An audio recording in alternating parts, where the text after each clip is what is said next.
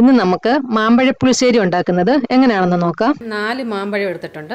ഇനി ഇതിലേക്ക് ചേർക്കാൻ വേണ്ടി ഒരു അരപ്പ് തയ്യാറാക്കണം. അപ്പോൾ അതിനുവേണ്ടി ഞാൻ 1/2 കപ്പ് തേങ്ങ എടുത്തിട്ടുണ്ട്. ഇതിലോട്ട് 1/4 ടീസ്പൂൺ ജീരകം ഇട്ട് കൊടുക്കാം.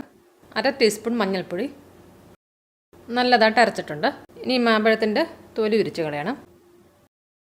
ഇനി ഇത് ലൈറ്റായിട്ടൊന്ന് ഞെരിടണം. ഇനി ഇതിലോട്ട് പച്ചമുളക് ഇട്ട് കൊടുക്കാം. പിന്നെ ഒരു 1/4 ടീസ്പൂൺ കൂടെ മഞ്ഞൾപ്പൊടി, കുറച്ച് ഉപ്പും ചേർക്കാം. ഇനി ഇതിലോട്ട് കുറച്ച് വെള്ളം ഒഴിച്ചു കൊടുക്കാം.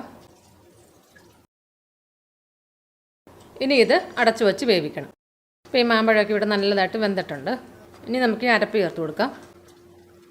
ഒരു 3 മിനിറ്റ് നേരം ഒന്ന് തിളപ്പിക്കാം. ഇതിപ്പോൾ കുറച്ചൊന്ന് ആറിയിട്ടുണ്ട്. ഇനി നമുക്ക് ഇതിലോട്ട് തൈര് ഒഴിച്ചു കൊടുക്കാം. അപ്പോൾ ഇച്ചിരി കൂടെ വെള്ളം ഒഴിച്ചു കൊടുക്കാം. അപ്പോൾ പോരാ തുപ്പും കൂടെ ചേർക്കാം. അപ്പോൾ ഇനി ഇത് ലൈറ്റായിട്ടൊന്ന് ചൂടാകുകയാകാവൂ. നമ്മുടെ മാമ്പഴ പുളിശ്ശേരി ഇവിടെ റെഡി ആയിട്ടുണ്ട്.